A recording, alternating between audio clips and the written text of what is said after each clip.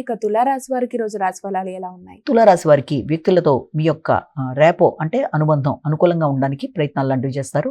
ముఖ్యంగా అధిక శ్రమతో వృత్తిపరమైన అభివృద్ధి కొరకు తీసుకునే నిర్ణయాలలో మీ శ్రమ ఒత్తిడి ఉన్నప్పటికీ కూడా మంచి ఫలితాన్ని సాధించడానికి అధికంగా కృషి చేస్తూ ముందుకు పెడతారు.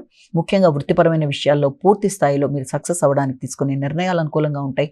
అలాగే వృత్తికి సంబంధించిన ప్రదేశాల్లో లోన్లకు సంబంధించి అంటే మీరు చేస్తున్న ఉద్యోగ ప్రదేశాల్లో ఏదైనా లోన్లు లాంటివి తీసుకున్నా లేకపోతే తీసుకుందాం అని ప్రయత్నం చేస్తున్నా వాటికి సంబంధించిన చర్చలు లాంటివి ముందుకు వెళ్ళే పరిస్థితులు లాంటివి, అలాగే సంతాన వర్గం వారి యొక్క అభివృద్ధి కొరకు ఆలోచనలు, వారి విద్య కొరకు తీసుకునే నిర్ణయాలు, అలాగే మీ యొక్క ఆరోగ్య సంబంధమైన విషయాలు, ఇమ్యూనిటీ పవర్ని పెంపొందించుకోవడానికి తీసుకునే నిర్ణయాలు, న్యాయ సంబంధమైన విషయాలు వృత్తిలో అన్నిటికి సంబంధించిన సమయం చాలా వరకు అనుకూలంగా ఉండే అవకాశం అనేది కనబడుతుంది. వృశ్చిక రాశి.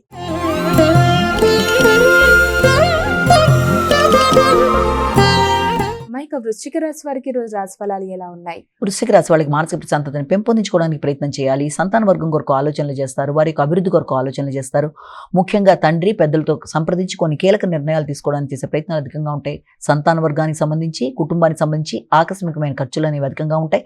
అయినప్పటికీ అది మీకు ప్రశాంతతని పెంపొందించే విధంగానే ఉంటుంది.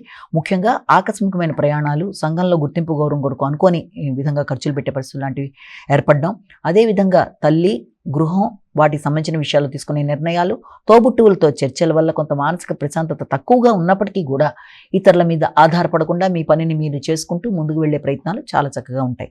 ధనస్సు రాశి.